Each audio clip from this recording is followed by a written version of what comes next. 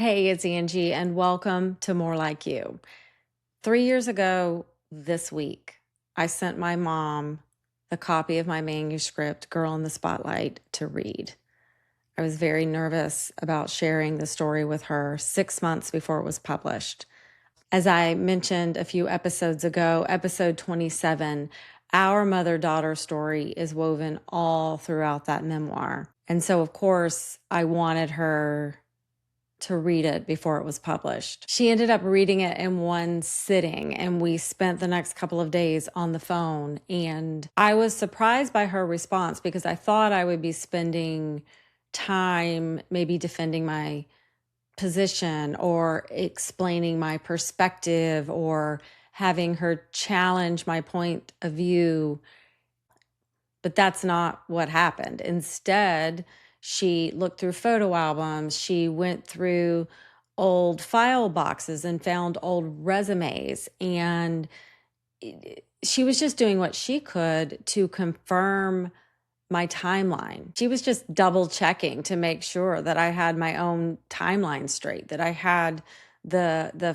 factual things that happened in the story straight in terms of dates and times and the ages that I was. And the other thing that surprised me is that she really got it. She understood how I was going back and forth in time and how I was using stories from the past in my childhood to inform things that were happening in my young adult and young professional life, especially as I started to decide what I wanted to do for a living. And when I arrived at a crossroads in my career, I really needed these stories from childhood to provide context to help the reader understand and to even help me understand how I had arrived at such a crossroads, how I had become so uncertain on this path that I was on when I had once been so sure. So earlier today, I opened up my text messages and found the thread with my mom and went back to that conversation, times when we were texting and on the phone. And one of the things she said about the book was that it was a beautiful story of love, dreams, and heartbreak. I had no idea that 15 months later, I would be writing her eulogy. I had just written a whole book about our mother-daughter relationship. It was a major theme in the book. And yet this piece of writing her eulogy, felt impossible. But then my friend Meg reminded me that good stories typically start with an image and end with that same image. And immediately I had found my way in. That image was a song, and then suddenly the eulogy practically wrote itself. I always knew that I would share her eulogy eventually, and now with the audiobook for Girl in the Spotlight coming out, the timing felt right. So many of us can identify with and relate to the fact that music helps us feel connected to memories and our experiences. And even though this was a very personal story, a very unique life, I feel like some of her challenges and experiences and the struggles and the pain and the heartbreak and the beauty and the joy and the essence of her, in many ways, she's like a lot of women out there. I am a memoir writer because I believe that writing and sharing our stories is how we make sense of our lives. But sometimes it can feel impossible to do. I'm sharing my mom's eulogy today to show you that it doesn't have to be. You just have to find your way in. Okay, so here we go. One of my earliest and most vivid memories of my mom was Valentine's Day. It was 1977. I was 3 years old. I woke up that morning and she led me to the gifts that she'd set out on display. And I remember picking up a 45 record. "Do you know what that says?" she asked, pointing to the words on the label. "It says, 'You're in my heart.'" That iconic song by Rod Stewart had become our anthem. Riding in her red Chevette, I'd sing the words at the top of my lungs. You're in my heart, you're in my soul. You'll be my breath should I grow old. You are my lover, you're my best friend. You're in my soul. I didn't know what a lover was. I just knew that I loved her. That was the year she became a single mom. It was a rough time, a traumatic time in our lives, especially hers.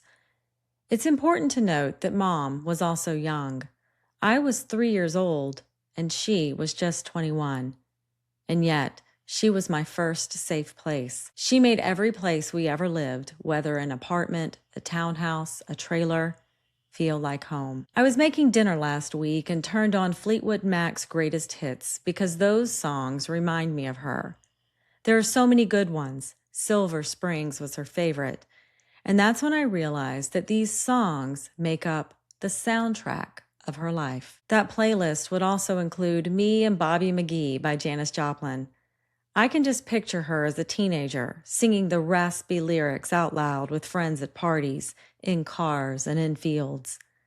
That song sounds like freedom to me. Friends who knew her growing up speak of her kindness, her bright smile, and her beauty. She was intelligent and magnetic. She was a PYT, a pretty young thing. She loved that song too. My own friends talk about sharing books and recipes with my mom. Paige, another dear childhood friend of mine, affectionately called her Miss Debbie, and it stuck. My friends from college talk about her authentic acceptance. If you were a part of my world and my boyfriend turned husband Sean's world, you were a part of hers. She was always down for a good time and meaningful conversation. Mom loved to dance. She especially loved dancing to beach music. There's an actual song called I Love Beach Music. My Girl, Carolina Girls, Miss Grace, any song would do. She'd stop and grab your hand and do the Carolina shag anywhere, the living room, the kitchen, the backyard, and many wedding receptions. Speaking of wedding receptions, our mother-daughter dance at my wedding was to the electric slide. Later, her grandchildren inspired her to learn how to whip, nay-nay, and do the stanky leg. Her best friend Ancy said that on one of their girls' trips, they danced to that song so many times they almost peed their pants laughing until they cried. Ancy also told me how they loved the movie Beaches and that they were the wind beneath each other's wings. Her grandchildren, Dylan, Blake, and Kate, are our 3 little birds. They blessed our lives, singing sweet songs of melodies pure and true. They are a comforting and joyful reminder. Don't worry about a thing, because every little thing is going to be all right. In the final hours before Mom passed, we were all close, sitting at her bedside. It was a devastating and beautiful scene. I heard Dylan humming a quiet tune. I listened for a moment and recognized it was a song Mom sang to him many times when he was young. You're my sunshine, my only sunshine. You make me happy when skies are gray. You'll never know, dear, how much I love you.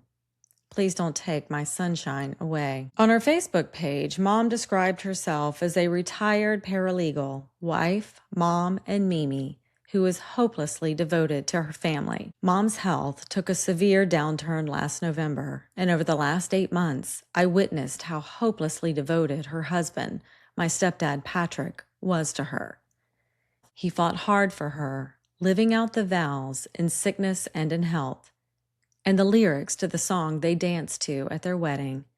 Everything I do it for you. Pat and I tried so hard to keep her here, and Mom tried so hard to stay. Throughout her whole life, despite her struggles, she tried so hard. We're grateful that Mom got to spend her last 2 months at home, the only place she wanted to be.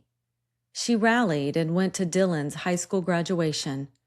It was a good day, a perfect day, and for a moment, time stood still. Many years ago, Mom called me to tell me about a song she heard on the radio, Calling All Angels by Train. It really moved her.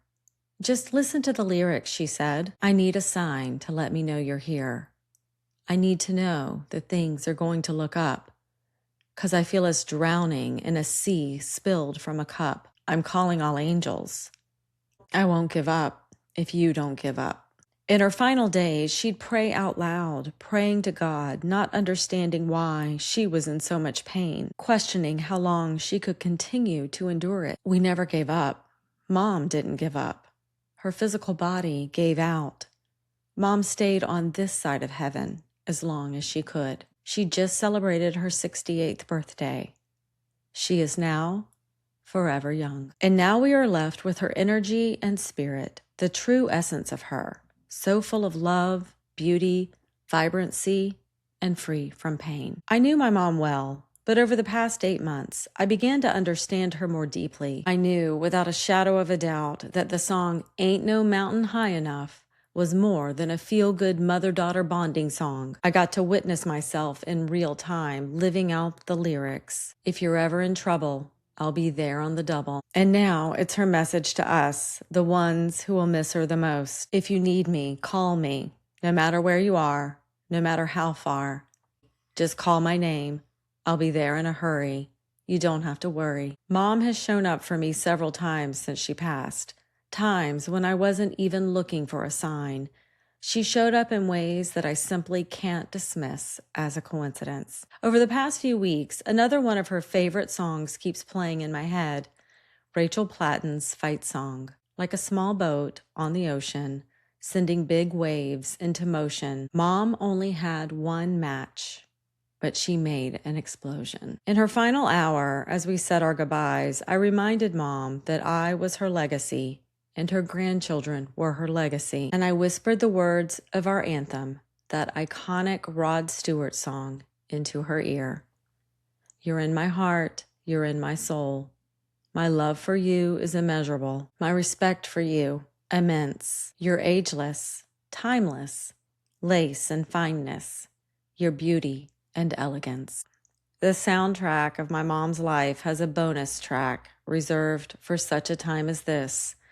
The first time she heard it, she said, I want you to play this at my funeral. It's Angel by Sarah McLachlan. Please take this time to reflect on the life of the woman we called Mom, Mimi, Deborah, and Miss Debbie. So again, one of the reasons that I wanted to share this with you, it's because the act of searching for the story actually revealed the story. The writing and the telling of the story helped lead me to new understanding. And it also helped begin to create a bridge through my grief to the ongoing work of healing. And that's what storytelling does. It shows you what's there. It helps you clarify what you already know. Here are a few questions I'll leave you with today. You can pause and write them down if you want. What are your songs? What's the image that's your way in? What would it look like to start and end with the same image and see how that image changed from the beginning of the story to the end? This week in my Hello Friday newsletter, I am sharing another playlist. It is the playlist that I made while I was writing my memoir, Girl in the Spotlight. So imagine if the book ever became a movie, this would be the soundtrack for the book. It was great fun creating this playlist. I listen to it often. It keeps me connected to my own story. And I'm sharing that playlist on my weekly newsletter, Hello Friday, this week.